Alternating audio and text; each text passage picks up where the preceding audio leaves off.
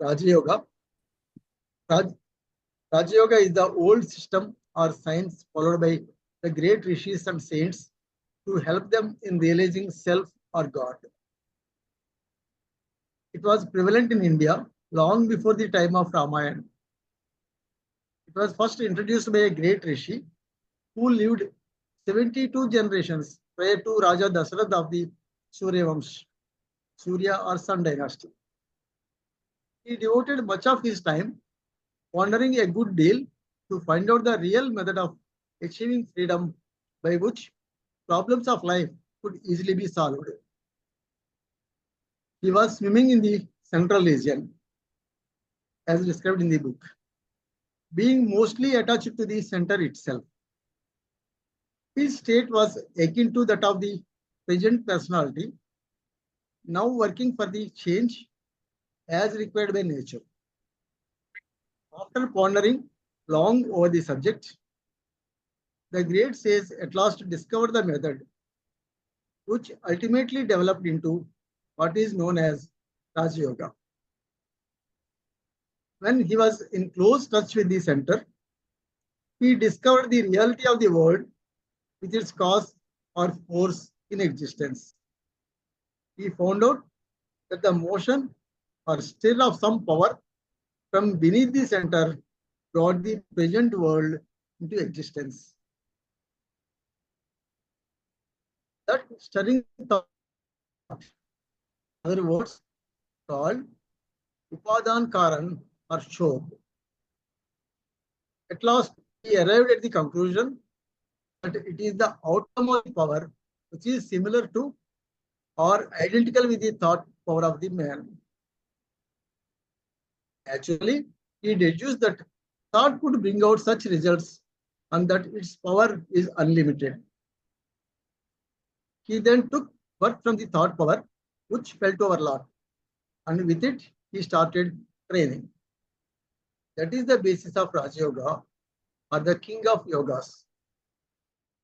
The kingly thing in us is thought, which ultimately steering us to our goal. Stages after stages have improved and developed it as experience increased. Thought ultimately takes the form of reality and appears form, so to speak. This can all be verified by the persons having clairvoyant vision of a high merit. There may be different methods of teaching through this science, but the governing principle remains the same. With this power or force, we establish a link with the God. Improvements have at times been made by great sages to develop it according to the needs of the time. Commentaries have been written on the subject, discussing elaborately the philosophy of yoga. But the underlying thought is the state of vision which a man must develop. Things appear in their true perspective, and their mystery is revealed to him who rose farther in his slender dugout and improves to the utmost. Generally, the philosophers have attempted to reach the innermost core of things through reason and not through vision. In its popular sense, faulty and may fail us. But if a thing is seen through the intuitional insight, without the unnecessary medium of reason, it will be visible in its original form without error or defect. Things have undergone such a change that it is very difficult to describe them at their particular steps. The world is in existence from time immemorial, and the correct date is not to be traced out. Although certain persons have attempted to fix down the Srishti era, rotations and revolutions are going on. Their actions are multiplying. We must always attempt to find out things after rising above everything. That is the key point for philosophers to note in order to reach the accuracy of the things. Generally, the philosophers have attempted things before actually going into the life of practice, as is commonly the case with the Western philosophers. I may say that it is not certain that a philosopher, being a philosopher, cannot be corrupt or degraded.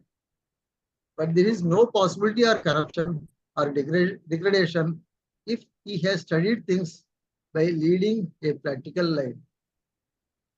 Sages in India generally have attempted philosophy by first going into the life of practicality. Never mind if they have not improved to the level depicted in it or required by the philosophy. They have attempted to open up the secrets of the existing things as far as they could do at their level of advancement. The outcome is the 6 schools of philosophy in their different hues and colors. We should always attempt the expression of things only when our practice or abhyas is over. In short, we should try to understand things when the knots begin to open by themselves. And it is the vision of the central region I have talked about later on. Everything that comes to our judgment from that place shall be correct without the least chance of error.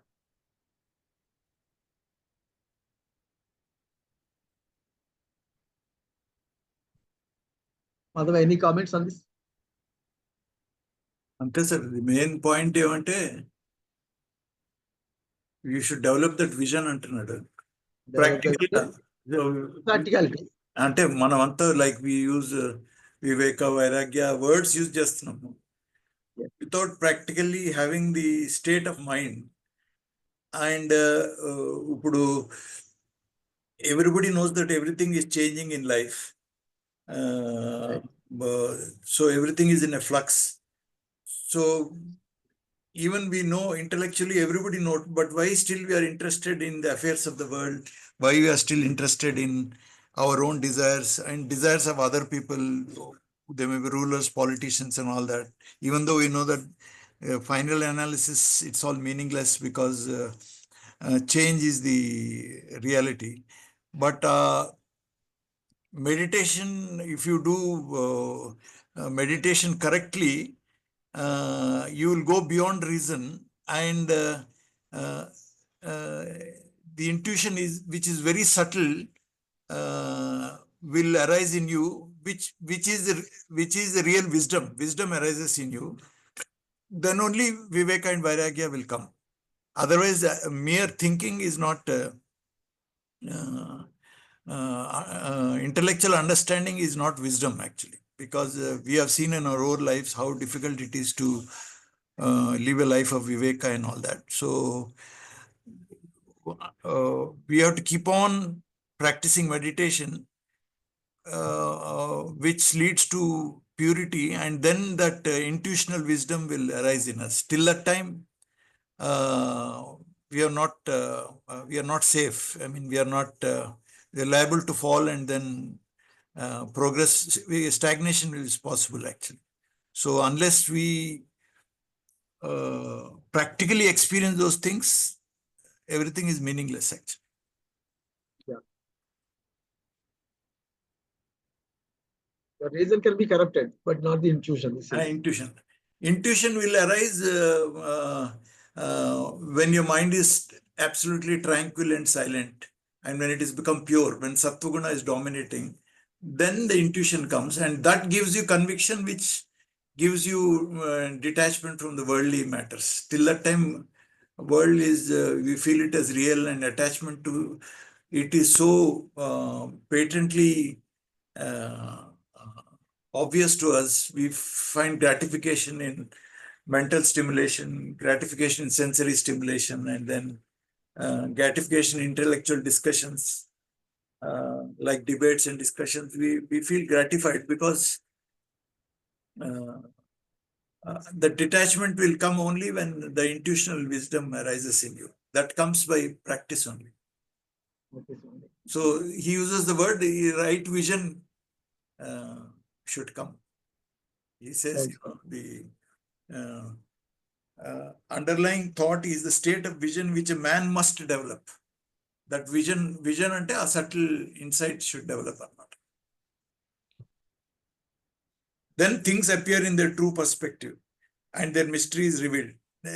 True perspective until like Buddhist people call it as right view. Right? It keeps on developing. And when real right view comes, you will achieve nirvana. Nirvana ante realization, self-realization. Till that time, we have to keep practicing.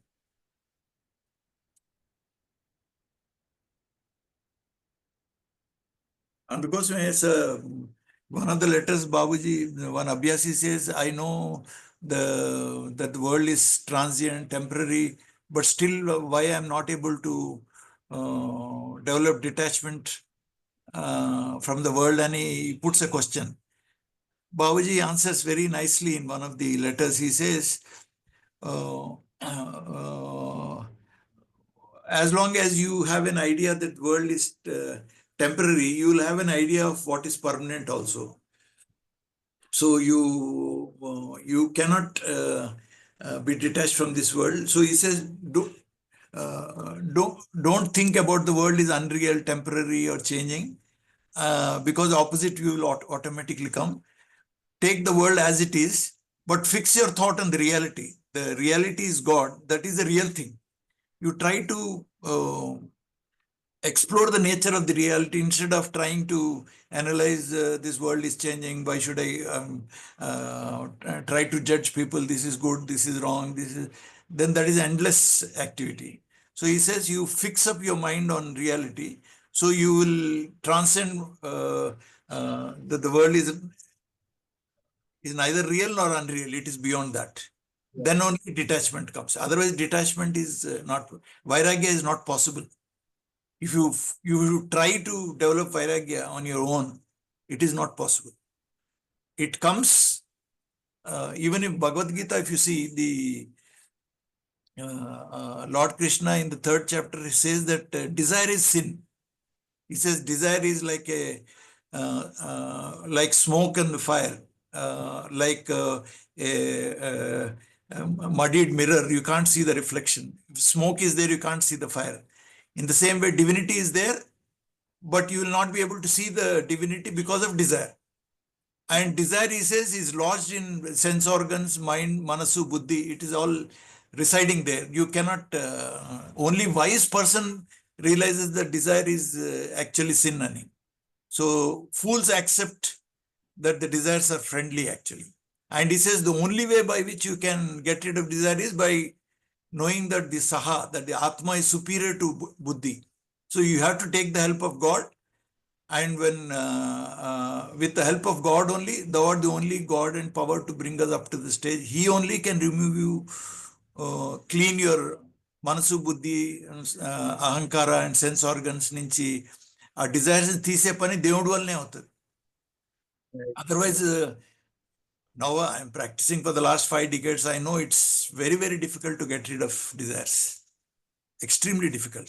Temporarily, when you're sitting in meditation because of prayer, temporarily your mind is peaceful, tranquil. But that doesn't mean you got vairagya.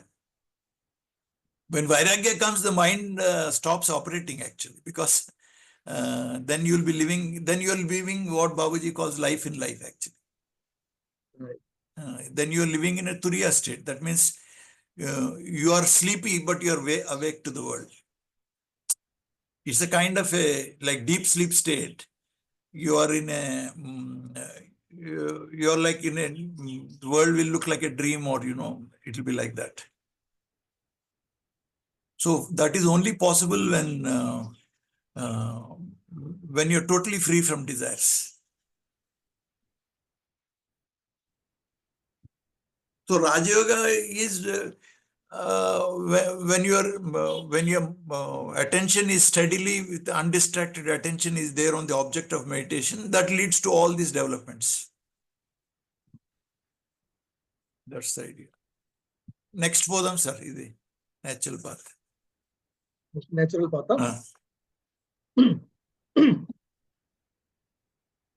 The natural path. I am opening today the greatest wonder of our system of Rajayoga. Very few people could realize the efficacy of this system. We think of one thing and one alone, the superhuman nature. We call it either guru, master, or the object of concentration. We have put one thought and that of a certain personality, superhuman in form, and very soon we find ourselves attached to the form so much that other things begin to look secondary. We attach importance to one and the same thing. If we pump out water straight into a channel, it will flow by its own force to some extent. And at the same time, with the help of the machinery attached at the end of the butt. Similarly, we proceed in the channel of Almighty with the thread of thought, attaching our will force at its butt end. But that is from the starting point. The will force comes from the individual mind, which makes our way clear. We keep the idea of pumping out a certain thing from its proper place, called the individual mind. The force increases day by day, and our individual mind too, having the idea of going above, becomes stronger and thus begins to lose the effect of bad training. It serves a double purpose. It cleans the individual mind and also brings the goal of human life within reach. When you reach this stage, you find yourself in the ocean of eternal peace.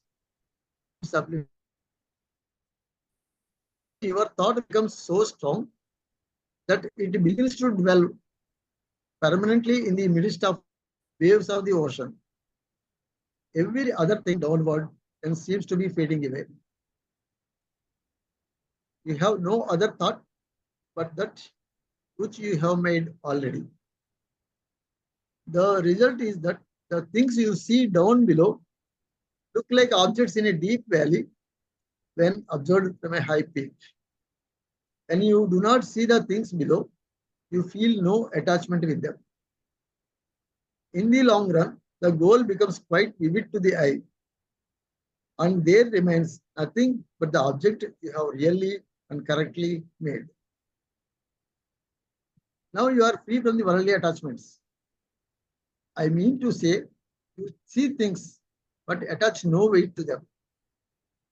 This thing continues for some time, as long as you have the idea of the same nature. As time goes on, you feel yourself to be as free and forgetful as a sleeping person who satisfies his itching sensation in a perfectly unconscious state during sleep. A man far away from the place where a band of music is being played does not hear its sound, while another man standing nearby feels it but little if he is deeply absorbed in his own thought. He does not find himself with the music, but he feels himself dwelling in his own pious thought. How does he acquire this state of mind? The reply, as already said above, is that he finds himself absorbed in something of the most important nature. Then naturally, the unimportant things will have no effect on him. This is the condition of vairagya or renunciation.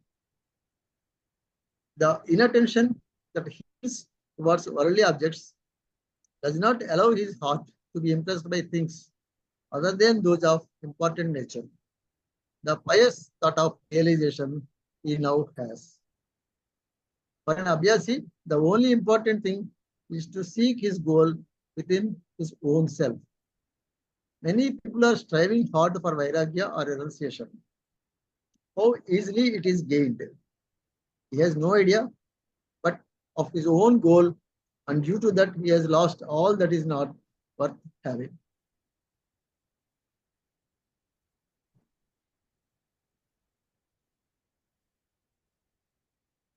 Any comments till now?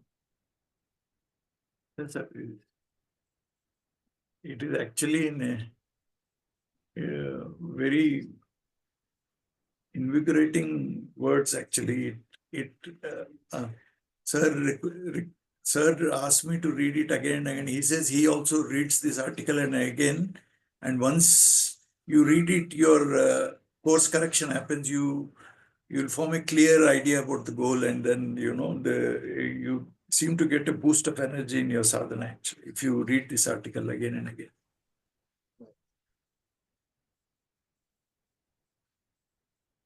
You have gained vairagya or renunciation by elementary practice of Rajayoga.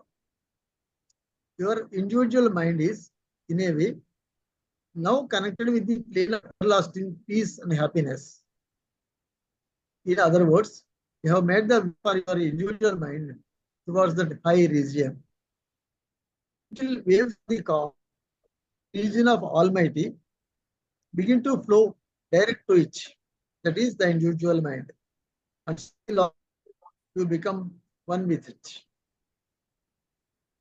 We thought and one alone, attaching ourselves to the thing far above our conception. The idea of greatness is now in our heart. Naturally, we feel ourselves as its part or a trifling thing in comparison to that. We do it over and over again. Now we have made the passage by connecting our thought with that high region for realization. As we practice this, clouds of darkness begin to disperse and a vacuum is created by the force of the will. The power then begins to rush in higher degree with the result that individuality goes away and mind remains. When mind separates itself from the godly mind, it begins to call itself as an individual one. Why do we feel it separated?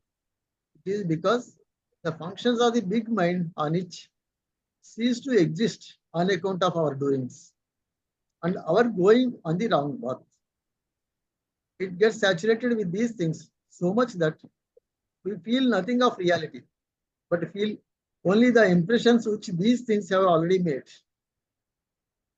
The impressions grow so powerful that they begin to overrule our senses. The surroundings, no doubt, leave impressions on it.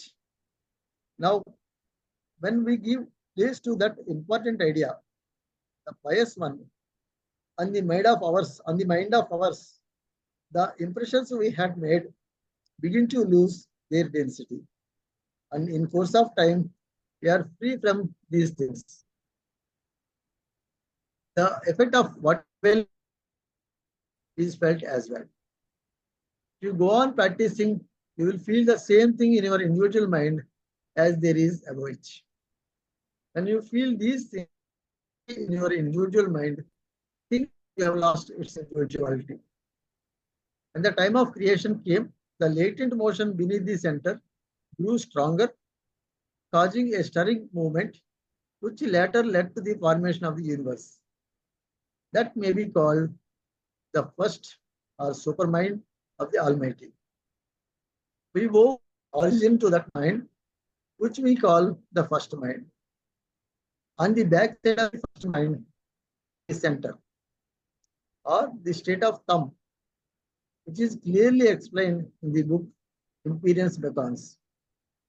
If you have brought your individual mind to the level of the first mind, then you have only to jump above the first mind, where too there is center or Almighty. When you realize yourself to become one with that state, you have realized the true reality. There you swim and swim. Nobody knows its end. When this thing comes to you, you feel everywhere plainness, simplicity, and calmness. When you begin to live in that state without break, even these three things seem to be lost. That means you have no impression of even these things in you. Oneness is reigning now. This is the thing we gain by our elementary practice. See the efficacy of the system and put yourself to work.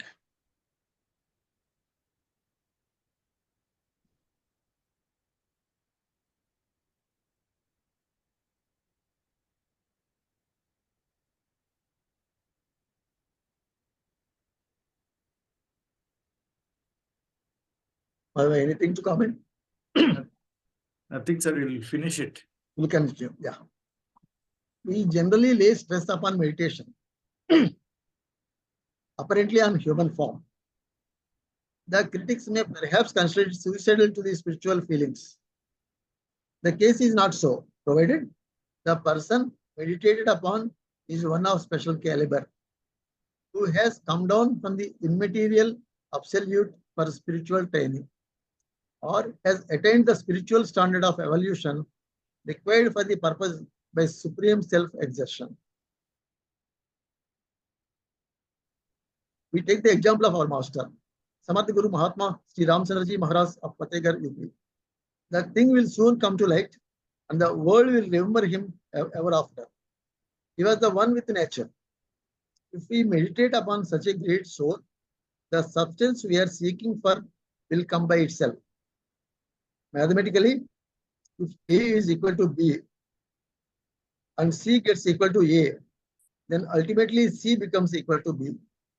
If you have selected such a master as your guide, the problem of life will be easily solved. I quote an example. Those who worship you and those who worship the absolute, of these, which are the greater yogis? Arjuna asked Sri Krishna. Lord Krishna answered, those who worship me with the highest faith and constancy are the greatest yogis. Those who worship and devote themselves to the unmanifested absolute, the omnipresent, the omniscient, and the omnipresent is greater in the struggle. This path is trodden with great difficulty by an embodied soul. When we begin to love soul, which becomes the object of our concentration, nature's power then begins to run through us.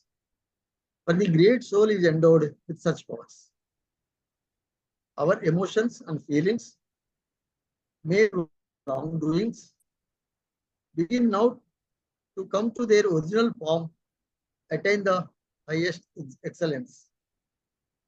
By original form, I mean that condition. By original form, I mean that condition in which they were at the time when they took the human form for the first time.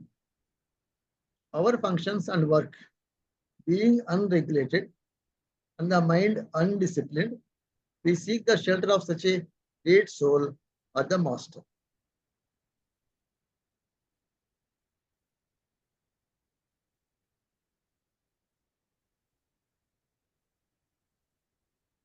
Explanatory notes కూడా చదివేద్దాం sir.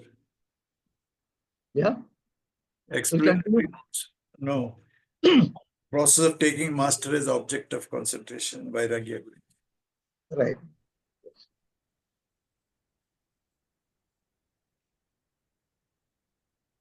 It is that you should attach to such a person who is already at a one with the absolute. That's good.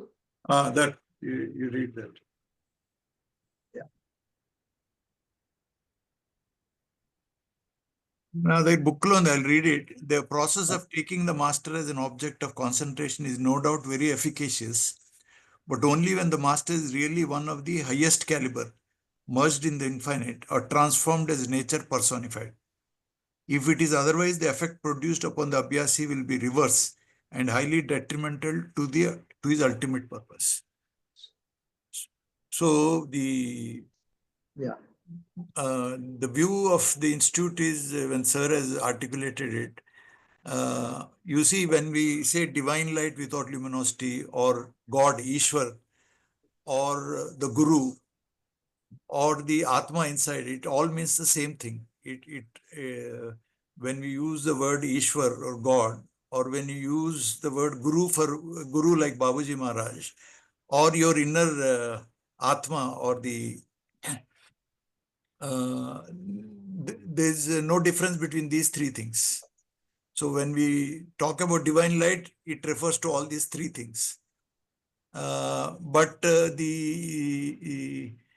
it's rare occasion that the full glory of Ishvar or God is rarely manifested in a human being. So that was luckily humanity had that luck of seeing divinity in its full splendor in the form of Babuji Maharaj. So when people meditated on his form, uh, they realized their progress in spirituality was very fast. Now that situation is gone. So now we have to follow what method he is giving. He says divine light without limit. We meditate on that. That will take you to the destination. Another thing, my personal feeling is no vibration is the vibration. Every thought is a vibration, and vibration uh, is eternal actually, in the sense. So, if you are reading the words of Babuji, the words, it is just like this, like a flower is there, a flower has got a fragrance. You cannot separate the fragrance and the flower. They are one and the same thing. So the thought of the master is not separate from the form of the master. So if you listen to the thought of the master or allow the thought of the master to sink into your heart by maintaining an attitude of reverence and worshipful nature, or then um, like a true disciple, like a student eager to learn, then my personal feeling is that you are in directly touch with the consciousness of Babuji Maharaj, or directly in touch with God actually. So if you allow his thoughts to, if you, with an open heart, with a feeling of reverence, with a seeking mind to reach your goal of liberation, you are directly in touch with his consciousness. That's my personal experience and my personal take on the whole thing. So we'll go to the conclusion, Right. sir, then. So the conclusion. Because the Babuji has made so many preceptors. I mean, like Kasturi, Raghavendra Rao, Dr. K.C. Vardachari, Narayana sir, and all that. All of them have the divinity established in their heart and manifested in their personalities. But the maximum extent to which it was palpable was in Babuji Maharaj's form, actually. So there is what is called Spirituality. no, the negation of what is called the ahankara, the feeling that you are separate. So the density of it there's no limit to the reduction in the density of your feeling of a separate entity called, or, prapanna condition. Prapanna is you feel you are inseparable to God. That feeling can be dense, that feeling can be very less dense and less dense, and it can reach to a level of vacuum. In Babuji's case, it has reached to such a vacuum that whoever was meditating on God, they were seeing the form of Babuji himself. So everybody merged into him. Kabir, Christ, Prophet, everybody had to merge into him. So it's a rare spiritual event, actually. So that is one point you should all know. And all God is present in all of us, but then in us, there is so much of impurities in our sense organs, in our buddhi, manasu, and all that. When we sit in meditation, he is exposed to a little bit extent, but then it should become it should get transformed. The whole body cells should get transformed so that God can live in you and then use you as an instrument. So various people have achieved various levels of refinement in this process. It's that idea you should have, I think so. Then a lot of confusion will go away. You will never actually compare one person and another person, because there is no center there where you say that's the destination, because it's an eternity. There is no place where you can say I have reached the goal. You swim on and on and on. So comparing one disciple is closer to God and then he is more godlike and less godlike, it's all meaningless in the spiritual level, actually. Yeah. Yeah, I think. No comparison. So we'll read the conclusion. Yeah. Conclusion. Meditation is the foundation of spirituality.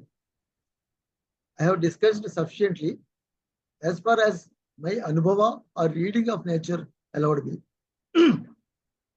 I may now add a few lines for the seekers to reveal to them the secret of success. Meditation is the foundation of spirituality. If you meditate, having your real goal before you, you are sure to arrive at the destination. There are ways and ways converging towards the real goal, and they are discussed in various scriptures sufficiently. There are external forces too, helping us to the destination if properly guided. The Eastern thinkers have taken special regard of the question of food. It should be cooked neatly and cleanly in a proper manner. That is the hygienic point. But if it is sattvic and is cooked in constant remembrance of God, its effect will be surprising. And if it is taken meditating all the while on God, it will cure all kinds of spiritual diseases and remove things which hinder our progress. I have not to say much about it as it has already been dealt with sufficiently in our books. But neglecting altogether the really essential hygienic and spiritual basis of the food, we must not be whimsical, thinking that it is defiled if merely touched by one other person than the particular sect, even though he be more innocent, pious, and spiritually elevated. Hindus have experienced sufficiently and ought now to realize that the present day policy of food is neither social nor spiritual. In support of my views, I quote below the words of Swami Vivekanandaji, who is an authority on spiritual subjects. The extravagant, meaningless fanaticism which has driven religion entirely to kitchens, as may be noticed in many of our sects, without any hope of noble truth of that religion ever coming out to the sunlight of spirituality, is a particular sort of pure and simple materialism. It is neither jnana, nor karma, nor bhakti. It is a special kind of lunacy, and those who pin their souls to it are more likely to go to the lunatic asylum than to Brahmaloka. Basically, it's talking about untouchability, and then you don't eat from people Somebody who touches are it. different caste and all that, The only stresses is that it should be hygienic and spiritual. అంతే అంటే ఇప్పుడు వాళ్ళ ఇంట్లో తిన్ను వీళ్ళ ఇంట్లో తిన్ను like when we went to somebody's house they use to throw food from a height thinking that if their hand touches they'll become impure and all that, so that is was very common in Tirupati. We You also go into face it in certain houses, sir. Not only you, even we face it in certain houses. like we in the quarters we used to go to one astrologer Arkasomiyaji's house, myself, and the Yeah. moment we used to leave, his wife used to come and then throw water on the entire floor. She felt that we have contaminated the house because we are not Brahmins or whatever. Yeah. Like that. Yeah. I think that is slowly fading out now. We don't know. Yeah. But to tell you, even we faced it in certain houses. Anyway. Next, sir.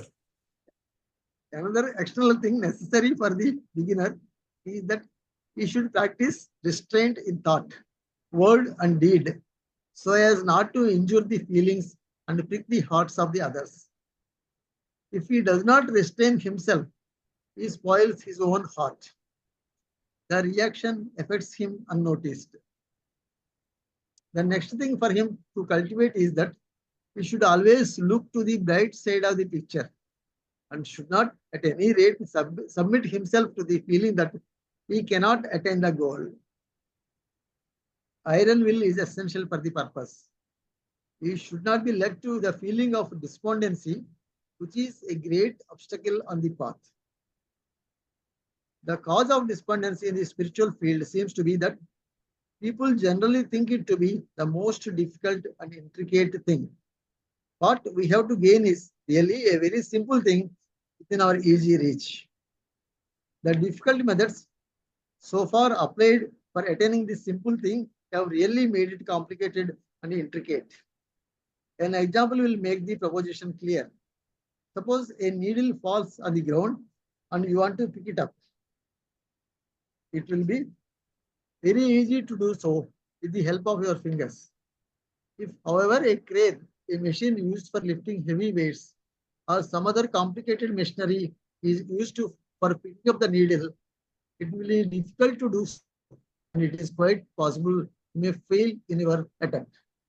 Exactly the same thing of difficult and complicated methods for attaining the reality, which is very simple. People are really trying to in that spiritual field. A misconception which, if wiped off, will remove despondency altogether. The process we start with and which we lay stress upon is meditation upon the heart under the guidance of the force of one's master, who has attained perfection and has within him the capacity of transmission. Such a master keeps away things barring our spiritual growth. Spiritual waves from the master continue to flow into our hearts, making us calmer and calmer day by day. If we are deep rooted in meditation, we connect our link with the innermost thing desired.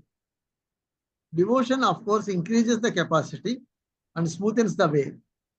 If we make our heart the target of masterly force, we begin to expand inside, with the result that in the long run, we find ourselves stretching throughout the godly empire. I am speaking this about those who have so fixed themselves in the heart of the central region. What such a man can do by his will force, others cannot do by force of arms. The materialistic view may not accept it because the world is shorter before its advocates. People may think it to be a dog-barking subject as they have not developed this sort of vision. Such a personality, as described previously, is neither friend nor foe to anybody. He is all along balanced in his ways and never loses equilibrium. If perchance he does so even for a moment, atmospheric disorder and gloominess will be the result. If it continues for some time, the shadowy hearts of people will collapse. Activities at this stage are all gone and actions become automatic. But if activities remain as they are, the solution of life is not arrived at. During our march to freedom, we come across various chakras having different forms and colors. They are all in the region of the heart. Above it, the condition is different from what you have already experienced. Chakras are all gone. The structure falls off as soon as you proceed onwards. By meditation under the guidance of a capable master, the thing becomes easily accessible. Iron will and constant impatience and restlessness for gaining the object bring easy success. Lord Krishna had originally introduced Bhakti in Rajayoga in a way the yogis know, because he knew the time was at hand when life would be uncertain.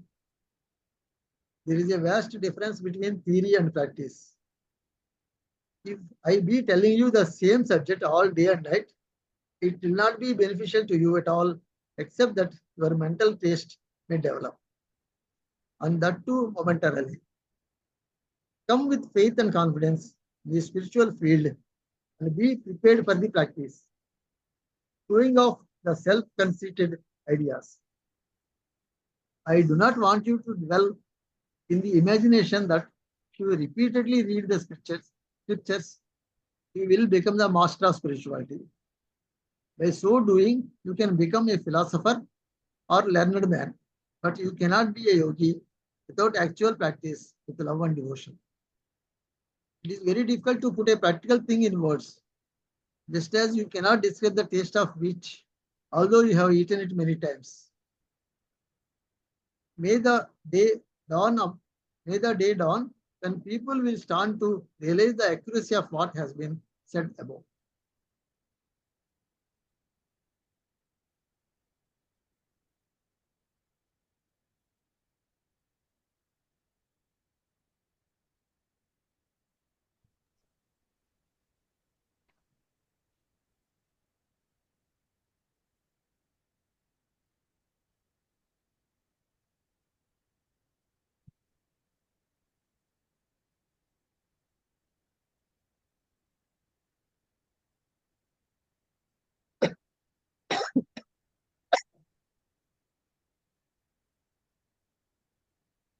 Anything to add, sir?